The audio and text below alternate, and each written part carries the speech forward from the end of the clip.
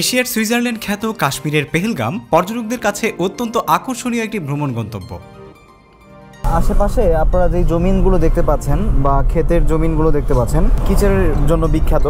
চাষ হয় কিচের মানে হচ্ছে আমরা যেটাকে জাফরান বলি। শ্রীনগরে আসার পর এই প্রথম ক্যান্টনমেন্ট এরিয়াতে আসলাম। আজকের ভিডিওতে শ্রীনগর থেকে আমাদের পেহেলগাম ভ্রমণ গল্প আপনাদের সাথে শেয়ার করব। দুপুরের খাবার, পেহেলগাম মেইন পয়েন্টে কাশ্মীরি আভিজাত্যের বাহারি শপিং এরিয়াগুলো ও কাশ্মীরে আমাদের প্রথম বিকেল কেমন কাটলো সেই স্মৃতিগুলোই তুলে রাখার চেষ্টা করেছি। আজকের ভিডিও থেকেই আমাদের কাশ্মীরের পেহেলগামের পর্বগুলো আপনারা একে একে পেয়ে যাবেন। সঙ্গে থাকুন, উপভোগ করুন। চ্যানেলে নতুন হয়ে থাকলে সাবস্ক্রাইব করতে ভুলবেন না।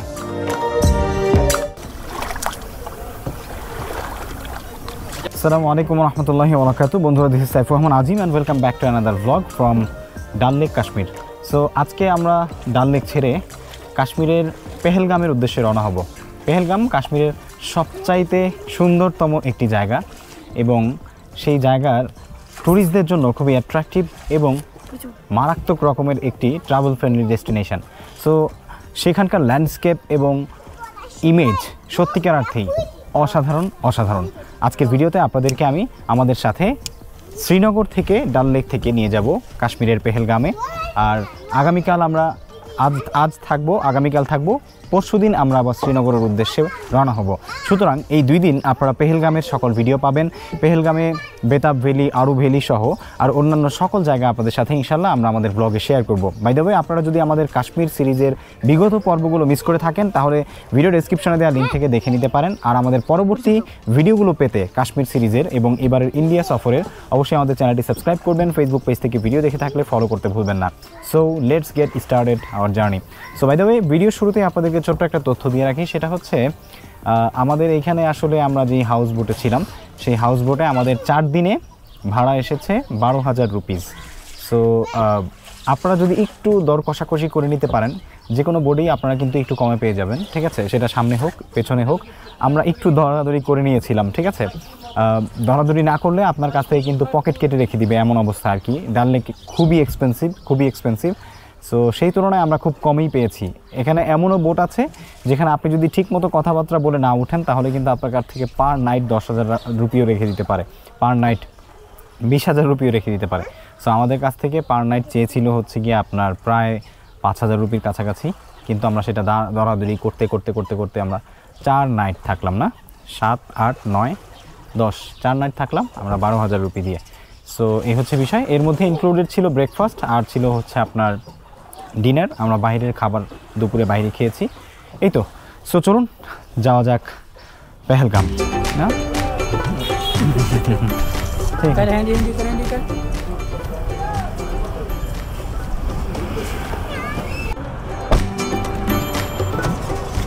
বিসমিল্লাহ। তো আমরা গাড়িতে উঠে গেছি।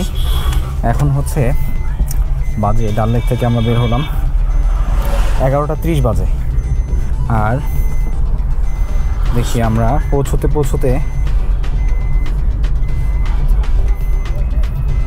এই মুহূর্তে ডাল লেকের যেই তাপমাত্রা সেটা হচ্ছে 21 ডিগ্রি সেলসিয়াস। তো এখন আমরা পেহেলগামের দিকে উদ্দেশ্যে রওনা হয়েছি। তো পেহেলগামে যাই, গিয়ে দেখি সেখানকার তাপমাত্রা কেমন এবং কত সময় লাগে। তো এটা হচ্ছে আসলে শ্রীনগর 1 নম্বর গেটের কাছ দিয়ে একটা মার্কেট আর কি। তো এই মার্কেটটার নাম হচ্ছে ডাল গেট। আপনারা যদি ডাল গেটে মানে ডাল লেকে কেউ থাকেন তাহলে এখানে আসতে পারেন। এখানে সব কিছুই মোটামুটি পাওয়া যায়। আপনার ইন্টারন্যাশনাল সিম থেকে শুরু করে এটিএম বুথ, তারপরে বিভিন্ন ফ্রুটসের দোকান, ফলের দোকান, তারপরে হচ্ছে যে কোনো কিছু আপনার মুদির দোকান থেকে শুরু করে সব কিছুই আপনি এখানে খাবেন। খাবার দাবার থেকে শুরু করে মোটামুটি একটা মিনি চকবাজারের মতো বলা যায় আর কি, আমাদের ঢাকায় যেমন আছে। সো ওই রকম এখানে সব কিছু আপনি পাবেন, একদম ফার্মাসি থেকে শুরু করে। ডাল লেকটা হচ্ছে ওই পাশে, ডাল লেকের এই পাশ দিয়ে এইখানে দেখতে পাচ্ছেন একটা সাইনবোর্ড, এটার পাশেই হচ্ছে এটা গভর্নমেন্ট চেস্ট ডিজিজের এইখানে একদম দেখতে পাচ্ছেন যে ফল টল সব কিছুই কিন্তু এখানে পাওয়া যায়, ঠিক আছে? সো এই মোড়টার একদম বাম পাশে। আপনার এয়ারপোর্ট থেকে আসার সময় এটা ডান দিকে পাবেন, আর হচ্ছে ডাল লেক থেকে এদিকে যাওয়ার সময় বাম দিকে পাবেন। পেহেলগাম মানে শ্রীনগর থেকে পেহেলগামের দূরত্ব হচ্ছে প্রায় 100 কিলোমিটার। আর যেতে সময় লাগবে আমাদের 2.5 থেকে 3 ঘন্টার মতো, এর চেয়ে কম বেশি লেগে যেতে পারে ক্লাসিক্যাল ড্রাইভ করলে আর কি। আর সেই সাথে আমরা আসলে শ্রীনগর থেকে ভাইয়ার ক্যাবটা আপনারা দেখেছেন যে শুরু থেকেই আমরা খুরশিদ ভাইয়ার ক্যাব দিয়ে ঘোরাঘুরি করেছি। আর আমরা সোনমার্গ বলেন, তারপরে হচ্ছে দুধপাত্রি বলেন, লোকাল সাইট সিইং বলেন, সব কিছুই খুরশিদ ভাইয়ের গাড়ি দিয়ে করেছি। তো আজকে আমরা যাচ্ছি পেহেলগামে। পেহেলগামের ভাড়া খুরশিদ ভাই যাওয়ার জন্য নিচ্ছে হচ্ছে 4000 রুপিস বা 4000 রুপিস। আর উনি আমাদেরকে রেখে আবার ওনাকে ব্যাক করে আসতে হবে। উনি হয়তো বা খালি আসবেন, অথবা যদি যাত্রী পেয়ে যান তাহলে যাত্রী নিয়ে আসবেন। আর হচ্ছে আমরা আবার যেদিন ফিরে আসব পেহেলগাম থেকে, আবার যেদিন শ্রীনগর ফিরে আসব সেদিন আবার খুরশিদ ভাই আমাদেরকে গিয়ে নিয়ে আসবেন। আবার তখন আসার সময় আমাদেরকে 4000 রুপিস দিতে হবে আর কি। এই হচ্ছে বিষয়। এটা হচ্ছে ক্যান্টনমেন্ট এরিয়া।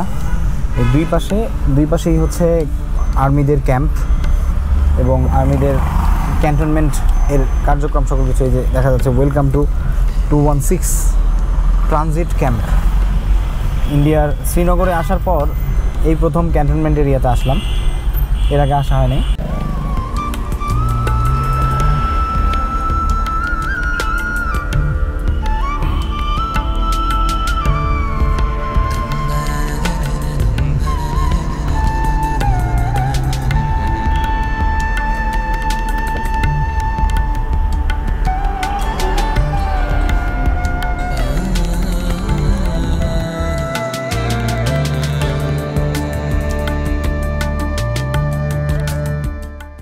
এই মুহূর্তে আমরা যে জায়গাটা অতিক্রম করছি সেটা হচ্ছে পাপড় লেতপুরা। এই যে আমরা আশেপাশে আপনারা যে জমিনগুলো দেখতে পাচ্ছেন বা ক্ষেতের জমিনগুলো দেখতে পাচ্ছেন, এগুলো হচ্ছে কিচের জন্য বিখ্যাত চাষ হয়। কিচের মানে হচ্ছে আমরা যেটাকে জাফরান বলি। এটা এখানে বছরে একবারই হয়, 1 মাসের জন্য চাষ হয়। তারপরে দেখতে পাচ্ছেন আশেপাশে যত জায়গা জুড়ে দেখতে পাচ্ছেন। আর এই জায়গাটার জন্যই কিন্তু এই জায়গাটা খুবই মাশহুর। সো ইরানে মানে এটার চাষ হয়। আর হচ্ছে কাশ্মীরে শুধুমাত্র জাস্ট ইস জায়গা में ही होता है ना? Yes. और कोई भी नहीं होता? नहीं। আচ্ছা, কাশ্মীরের মধ্যে শুধু এই জায়গাটাতেই আপনার জাফরানের চাষ হয়। সো খুবই ইন্টারেস্টিং যে জাফরান যেখানে চাষ হয় সেটা দেখে যাচ্ছি, যে আপনারা দেখতে পাচ্ছেন এই সবগুলো জায়গা জুড়ে হয় আর কি। সো ওই যে আমরা জায়গাটা অতিক্রম করলাম কিছুক্ষণ আগে, এই জায়গাটায় হচ্ছে জাফরান বা কেসারের জন্য সবচাইতে ভালো আর কি। কারণ হচ্ছে এর আশেপাশেই হচ্ছে জাফরানের যে চাষ সেটা হয়। আর এখানে সেই জাফরান চাষের যেই কেসারগুলো বা জাফরানগুলো এখানে সেল করা হয়। আর মূলত এই দোকানপাটগুলো যাদের ওইখানে জাফরানের জমি আছে বা জাফরান যারা চাষ করে তাদেরই দোকান। সো সবচেয়ে বেটার হচ্ছে আপনি এই এরিয়া থেকে আসার সময় নিয়ে নেবেন। इस जगह का नाम क्या है भैया? इसका नाम है लतपुर। लतपुर। আচ্ছা, তো লতপুর আসলে আপনি এখান থেকে নিতে পারবেন। এটা আপনি পেহেলগাম যাওয়ার সময় পরে আবার আসার সময় পরে। এটা মূলত হচ্ছে জম্মু কাশ্মীর হাইওয়েতে আপনার হাতের বাম পাশে এবং ডান পাশে পড়বে আর কি। পেহেলগাম যাওয়ার সময়ও নিতে পারবেন, আবার আপনি চাইলে আসার সময়ও নিতে পারবেন। আর আপনি যদি পেহেলগাম নাও যান, আপনি কিন্তু চাইলে শ্রীনগর থেকে এখানে এসেও কিনতে পারবেন। শ্রীনগরেও পাওয়া যায় না ব্যাপারটা এমন নয়। তবে আপনি যদি একটু ভালো কেসার বা জাফরান চান তাহলে সেক্ষেত্রে আপনাকে কিন্তু এদিকে এসে কিনতে হবে, ঠিক আছে? বা এদিকে এসে কেনাটাই উত্তম বলে মনে হয়। জম্মু কাশ্মীর হাইওয়ে হয়ে পেহেলগাম যাবার পথে লেতপুর এরিয়াতে আসার পর নজরে আসলো অসংখ্য ক্রিকেট ব্যাট ফ্যাক্টরি। এখানে অসংখ্য ক্রিকেট ব্যাট ফ্যাক্টরি রয়েছে, যেখান থেকে সমগ্র ভারতবর্ষে কিন্তু ক্রিকেটের এই ব্যাটগুলো আসলে সরবরাহ করা হয়। শুধু তাই নয়, জাতীয় পর্যায়ের বা জাতীয় দলের খেলোয়াড়রা পর্যন্ত কিন্তু এখানকার তৈরি হওয়া ক্রিকেট ব্যাটগুলো তাদের নানান প্রকার আন্তর্জাতিক এবং লোকাল টুর্নামেন্টে এই ব্যাটগুলো ব্যবহার করে থাকেন। শুধু তাই নয়, এখান থেকে কিন্তু আসলে অসংখ্য রকমের ব্যাট সারা বিশ্বেও অনেক জায়গায় আসলে এক্সপোর্ট করা হয়, যার কারণে এই লেতপুরের ব্যাটের ফ্যাক্টরিগুলো কিন্তু খুবই বিখ্যাত। কাশ্মীরের এখান থেকে তৈরি হওয়া এই ব্যাটের কারখানাগুলো, যার কারণে সত্যিকার অর্থে আপনাদের সাথে শেয়ার করতে আমি খুবই এক্সাইটেড ছিলাম। কাশ্মীর সৌন্দর্যের পাশাপাশি রবের অপার কৃপায় অনেক ফলমূলের জন্য খুবই বিখ্যাত। দেখতে দেখতে আমরা কিন্তু চলে এসেছি সেই বিখ্যাত আপেল বাগানের এরিয়াতে। এখান থেকেই শুরু হচ্ছে আপেল বাগানগুলো, আপেলের ছোট ছোট গাছ, সেই সাথে রয়েছে আপেলের একদম ইনস্ট্যান্ট তৈরি করা জুস, যেগুলো আপনারা চাইলে কিন্তু এখান থেকে আসলে ট্রাই করতে পারবেন। তবে এই মুহূর্তে আপেল নেই, এপ্রিলে আসলে আপেল পাওয়া যায়, আমরা তার আগেই চলে এসেছিলাম। এখন আমরা যে জায়গাটা দিয়ে যাচ্ছি এর আশেপাশেই হচ্ছে সবগুলো এই যে অ্যাপেল বাগান। দুই পাশেই। তো এখানে আপনি চাইলে কিন্তু আপেলের যে ফ্রেশ জুস খেতে পারবেন। খুবই ইন্টারেস্টিং যে আপেল বাগানে দাঁড়িয়ে আপনি আপেলের জুস খাবেন। কিন্তু আমার আসলে আপেল পছন্দ, কিন্তু আপেলের জুস এত পছন্দ না। তো এই জন্য আমি আর নামলাম না। আপনারা চাইলে কিন্তু এখানে নেমে আপেলের জুস খেতে পারেন। আস্তে আস্তে এত সুন্দর রাস্তা দেখতে দেখতে ঘুমিয়ে গিয়েছিলাম। এত সুন্দর শান্তির বাতাস, কাশ্মীরের মানুষজন, সুন্দর পথঘাট, আঁকাবাঁকা মেঠো পথ এবং অসাধারণ সব ল্যান্ডস্কেপ দেখতে দেখতে কোন সময় যে ঘুমে অথই গভীরে চলে গিয়েছিলাম বুঝতেই পারিনি। দেখুন কত পেয়ারা ইনসান কাশ্মীরের।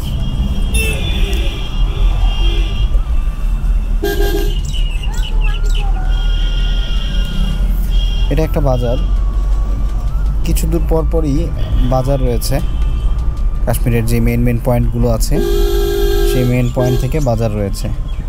সো ওই বাজারে মানুষের আনাগোনা একটু বেশি। তারপর আবার কাশ্মীরি গ্রাম, এভাবেই আসলে একটার পর একটা পথ আমরা পাড়ি দিচ্ছি। তো এই টাইমটাতে আসলে বিভিন্ন স্কুল, কলেজ, ইউনিভার্সিটি এগুলো হচ্ছে ছুটি দেয়। অনেকে স্কুল শেষ করে, কলেজ শেষ করে তারপরে বাড়ির দিকে যায়। সত্যি ইন্টারেস্টিং। কাশ্মীরি লাইফস্টাইল অসাধারণ। যেমন এই পাশে একটা মসজিদ দেখুন, মসজিদগুলো কেমন ইন্টারেস্টিং, তাই না? এই যে অনেকটা মিনারা, এই মসজিদটার সাথে অনেকটা মিল আছে আমাদের দেশের, কিন্তু অন্যান্য বেশিরভাগ জায়গায় আমাদের দেশের যে মসজিদগুলো সেই মসজিদগুলোর সাথে একটু ডিজাইনের মধ্যে পার্থক্য রয়েছে। এই যে ভেড়ার পাল, অসংখ্য ভেড়া।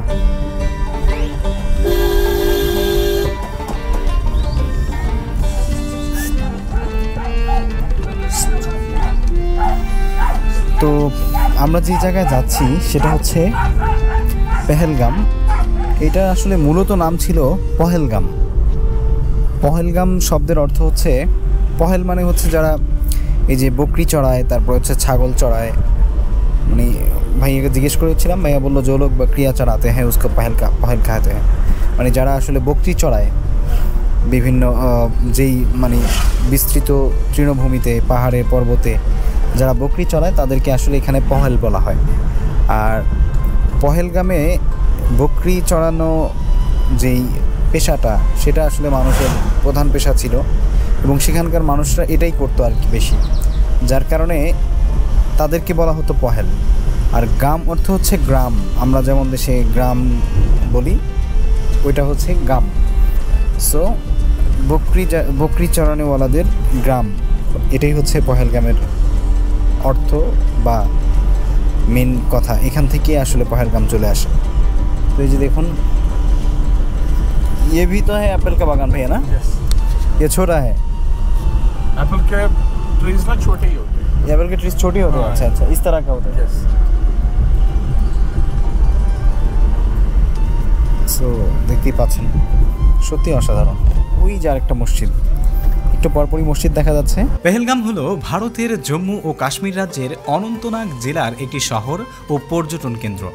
শুধু পর্যটন কেন্দ্র বললে ভুল হবে, এটিকে কাশ্মীরের ভূস্বর্গ বলে আখ্যায়িত করে অনেকে। এটি কাশ্মীর উপত্যকার একটি মনোরম স্থান, যা তার প্রাকৃতিক সৌন্দর্য, বিশেষ করে সবুজ উপত্যকা, নদী এবং বরফের জন্য বিশেষভাবে পরিচিত। পেহেলগাম জম্মু ও কাশ্মীর রাজ্যের দক্ষিণ পূর্ব দিকে অবস্থিত। এটি সমুদ্র পৃষ্ঠ থেকে প্রায় 2200 মিটার বা 7200 ফুট উঁচুতে অবস্থিত। এই সৌন্দর্য যে কোনো পর্যটককেই বিমোহিত করে।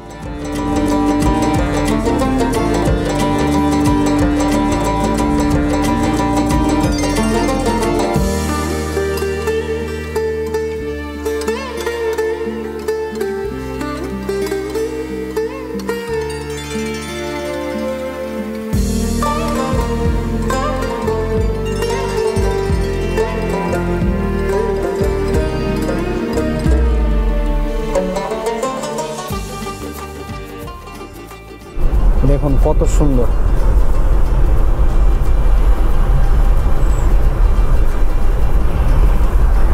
এক পাশে ঝর্ণা বয়ে যাচ্ছে, এক পাশে ঝর্ণা বয়ে গেছে, এক পাশে নদী, লেদার নদী, আর আরেক পাশে পাহাড়, এ পাশে পাইন ট্রিজ। অসাধারণ ভিউ।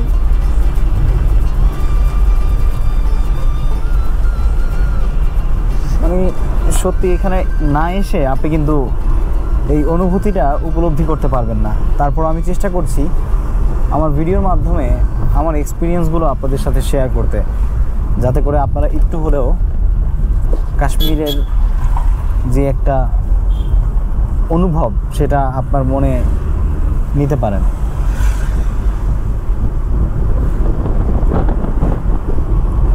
আমরা পেহেলগামে পৌঁছে গেছি। পেহেলগামে পৌঁছে গেছি হচ্ছে এখন টাইম 2টা বাজে। আমরা রওনা হয়েছিলাম 11:30টায়, 12টা, 1টা, 2টা, 2.5 ঘন্টা লাগলো। আর হচ্ছে এখানে আমরা তাপমাত্রা যেটা দেখতে পাচ্ছি, এই যে 18 ডিগ্রি সেলসিয়াস, যেটা শ্রীনগরে ছিল 22 ডিগ্রি 23 ডিগ্রি। এখানে অনেক কম এবং ঠান্ডা বাতাসও আমি দেখতে পাচ্ছি। দেখুন, মানে মনে হচ্ছে যে ঝর্ণার শহরে এবং নদীর শহরে চলে এসেছি।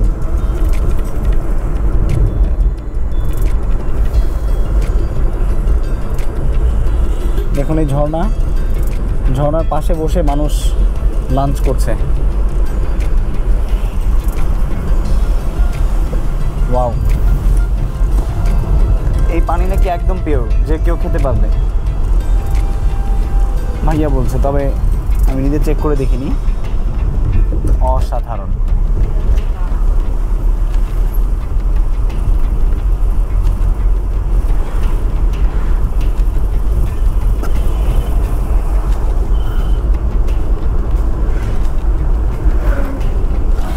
হঠাৎ করে বৃষ্টি চলে আসলো। এই যে এই হলো কাশ্মীরের আবহাওয়া। এইমাত্রই এত রৌদ্র ছিল, আবার হুট করে বৃষ্টি চলে এলো।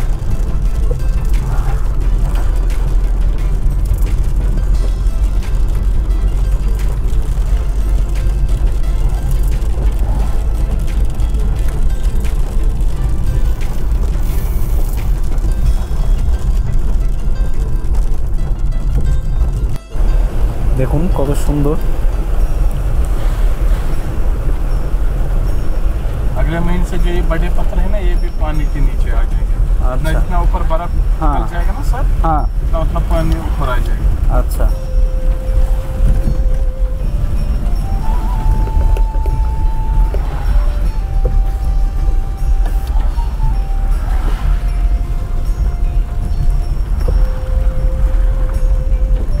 ये क्या है? अमरनाथ यात्रा है, यहाँ पे चेकिंग होती है उस टाइम।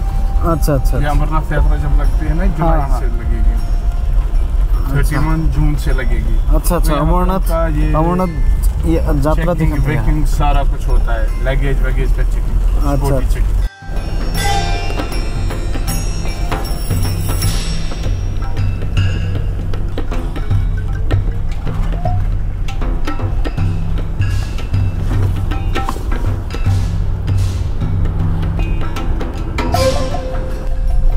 এখন পেহেলগামের একদম মেন পয়েন্টে আমরা আছি।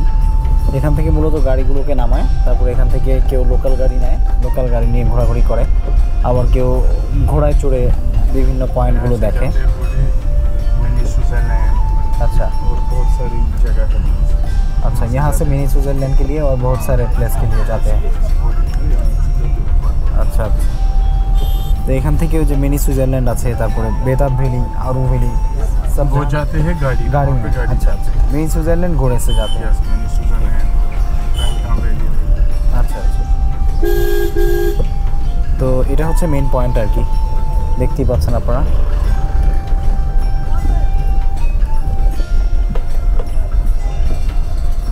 তো আমরা প্রথমে আগে আমাদের হোটেলে যাব, কারণ আমরা এখানে স্টে করব। সবাই আসলে পেহেলগামে এসে স্টে করে না, কিন্তু পেহেলগাম আসলে এত সুন্দর, এত বড় একটা জায়গা, যেখানে এসে ডেফিনেটলি আপনার কিন্তু স্টে করা উচিত, যদি আপনি একটু পেহেলগামের ভালোভাবে মজাটা নিতে চান। কারণ পেহেলগামে আসলে 1-2 দিন স্টে করলেও পেহেলগাম দেখে শেষ করা কমপ্লিট হয় না, এত সুন্দর এবং এত বড়।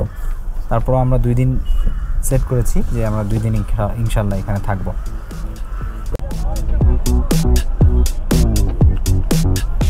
যাই হোক, আমরা যেহেতু কোনো রিসোর্ট প্রথমে বুক করিনি, তাই প্রথমে এটা নিতে এসেছিলাম আমাদের ড্রাইভার ভাইয়ের মাধ্যমে। কিন্তু এই রিসোর্টে মাত্র 1টি রাত থাকা যাবে, সেজন্য আমরা আসলে পরের দিন থাকার জন্য আবার নতুন রিসোর্ট খুঁজতে হবে বলে এত সুন্দর ভিউ রেখেও আমরা কিন্তু শহর গিয়ে পরবর্তীতে অন্য আরেকটা হোটেলে উঠেছি, যেটার ভাড়া কিন্তু এটার চাইতে বেশিই ছিল। সো আমরা অলরেডি চলে এসেছি পেহেলগামে এবং আমাদের হোটেলে আমরা চেক ইন করেছি। সো আমরা আসলে হোটেল আগে থেকে বুকিং করে আসিনি। সো এটা একটা মানে বাজে সিদ্ধান্ত ছিল। আমি আপনাদেরকে সাজেস্ট করব, আপনারা চেষ্টা করবেন পেহেলগামে আসার আগে আপনাদের হোটেল বা রিসোর্ট অথবা আপনারা যেখানেই থাকতে চান সেটা আগে বুক করে নেবেন।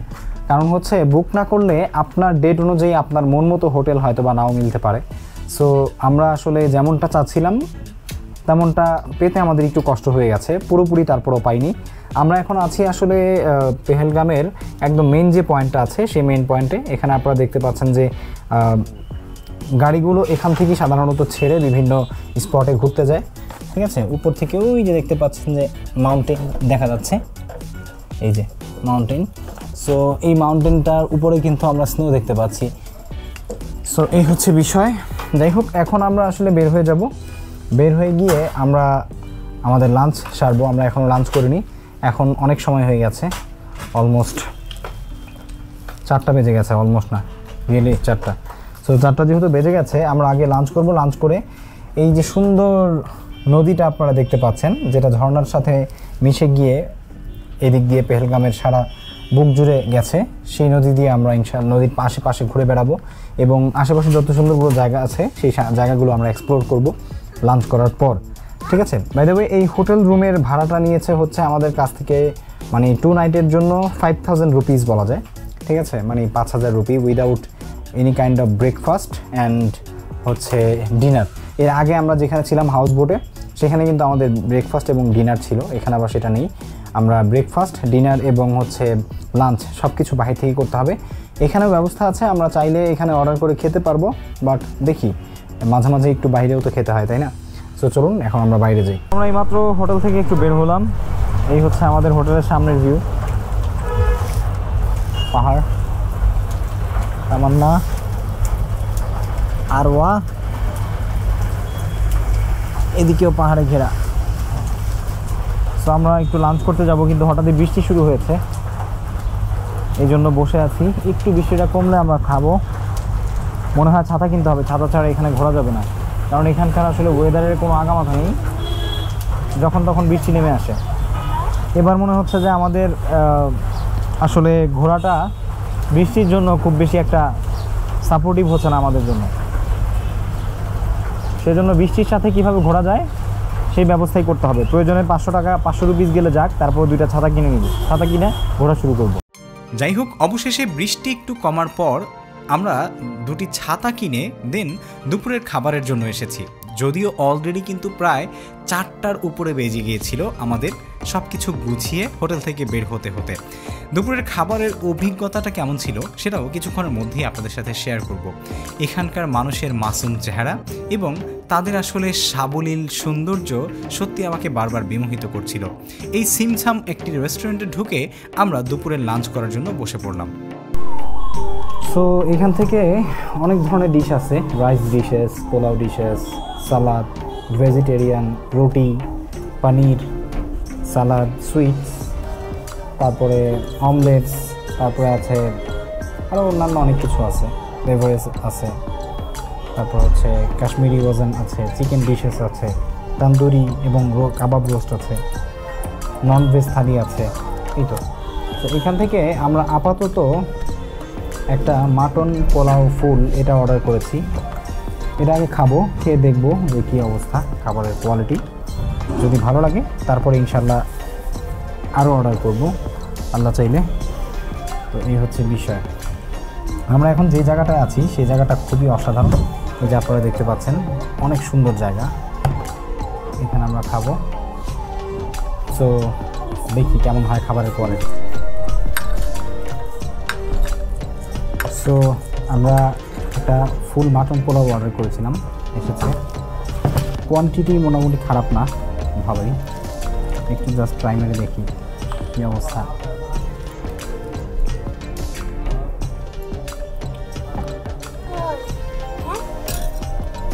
ভালো, বেশ ভালো। পেঁয়াজ ভাজার সাথে এটাকে একটু মিলাইয়া খেয়ে দেখি কী অবস্থা।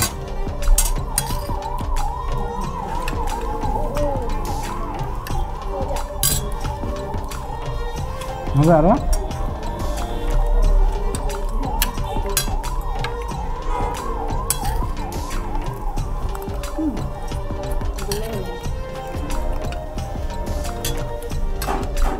ঝোলটা কিসের?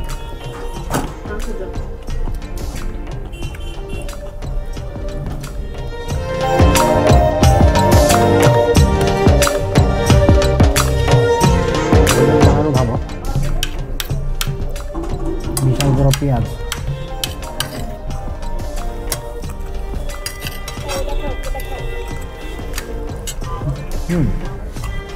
জলদিও ভালো। এরকম একটা পরিবেশে ওই যে উপরে স্নো দেখতে দেখতে এখানে বসে খাওয়ার মজাটাই আলাদা।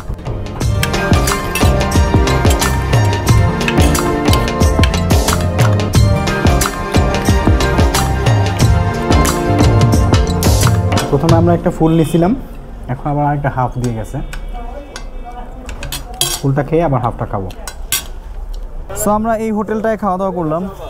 এর নাম হচ্ছে হোটেল কাশ্মীর স্ট্যান্ডার্ড রেস্টুরেন্ট। আর এখানে এটা হচ্ছে দ্য স্ট্যান্ডার্ড রেস্টুরেন্ট, এটাতে খাওয়া দাওয়া করেছি। আর আমাদের হোটেলটা হচ্ছে এই পাশ থেকে গিয়ে রাস্তার ওই দিকে। দেখেন কত সুন্দর, অসাধারণ দৃশ্য, দেখলেই আসলে মন ভালো হয়ে যায়। আর এখানে এই মুহূর্তে যে তাপমাত্রা রয়েছে সেটা হচ্ছে 11 ডিগ্রি সেলসিয়াস। আমি দেখাই আপনাদেরকে, এই যে 11 ডিগ্রি সেলসিয়াস। সো এখন আমরা লোকাল এরিয়া ঘোরাঘুরি করব, এবং লোকাল এরিয়া ঘোরাঘুরি করার পর রাতে গিয়ে আমরা হোটেলে রেস্ট করব। আগামীকালকে ইনশাল্লাহ মিনি সুইজারল্যান্ড যাব, আর হচ্ছে বেতাব ভ্যালি, আরু ভ্যালি, ওইদিকে যাব ইনশাআল্লাহ, আল্লাহ তাআলা চাইলে। সো আপনারা সঙ্গেই থাকবেন আশা করছি। এই মেইন পয়েন্টটার পাশেই একটা ছোট্ট মার্কেটের মতো আছে, ওই পাশেও একটা মার্কেট আছে, আবার এই পাশেও একটা মার্কেট। এখানে কাশ্মীরের ট্র্যাডিশনাল অনেক জামা কাপড় পাওয়া যায়, সেই সাথে বিদেশি জামা কাপড়ও পাওয়া যায়। তবে এখানকার জামা কাপড়ই বেশি। আপনি চাইলে শীতের জামা কাপড়ও কিনতে পারবেন, অ্যাজ ইউর উইশ। সো আমরা এখন একটু মার্কেটে ঘোরাঘুরি করছি, এরপরে ইনশাল্লাহ ওইদিকে একটু ঘুরতে যাব। কারণ মেয়ে মানুষ নিয়ে আসলে আসলে সবসময় ওদের অ্যাট্রাকশন থাকে মার্কেটের দিকে, যে কোথায় কি পাওয়া যায়। আমরা যদিও কোনো শপিং আসলে করার প্ল্যানিং নেই, ঘুরতেই এসেছি, কিন্তু তারপরও মার্কেট ঘুরবে। আমার জ্যাকেট পরে ঘুরতেছে। সূর্যের আলোটা যখন ওই যে ওই পাশে পড়েছে পাহাড়ের উপরে, মনে হচ্ছে যে সত্যি মানে সব সৌন্দর্য এখানেই। এখানে একটা বসার জায়গা আছে, আপনি চাইলে বসতে পারবেন। কাশ্মীরি মানুষজন কাশ্মীরি পোশাক পরে ঘোরাঘুরি করছে।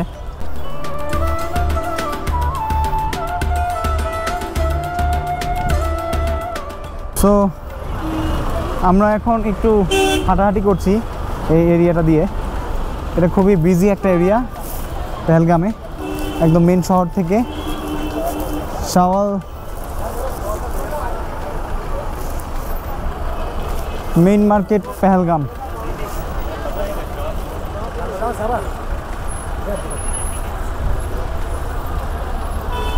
এখানে হাঁটলে আপনি অনেকেই আপনাকে শাল সাধবে, তারপরে হচ্ছে ড্রাই ফ্রুটস, ঠিক আছে, এরকমের জিনিস আপনাকে কিনতে বলবে। ইচ্ছে হলে আপনি কিনতে পারেন। এখানে অনেক বড় বড় সাজিয়ে রাখার জিনিস আছে। Wow, really nice.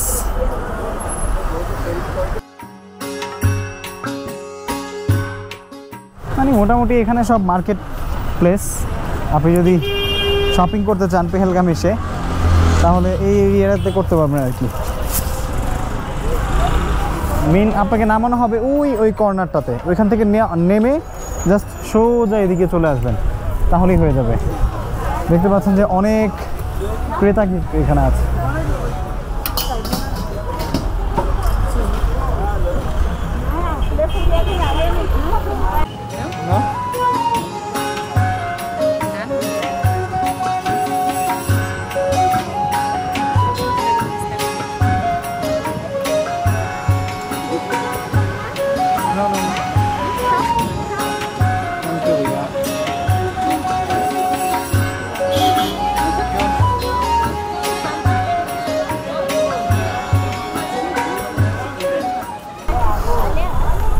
অনেক ঠান্ডা বাতাস বইছে। এখন মনে হচ্ছে যে তাপমাত্রা আরো কমে গেছে।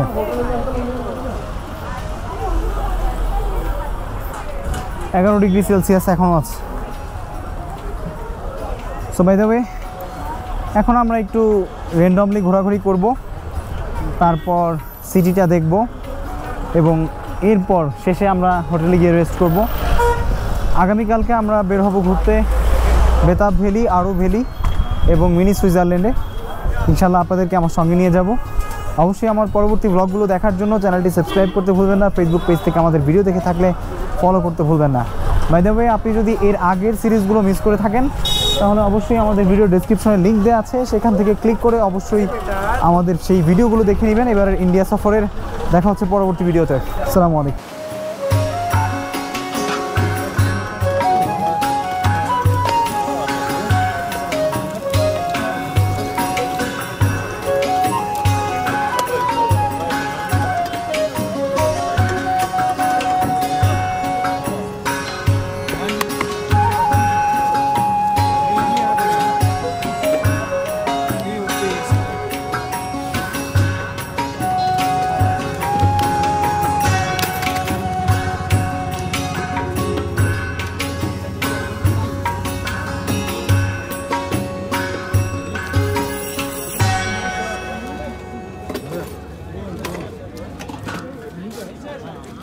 Joy, coffee, Maggie, omelette.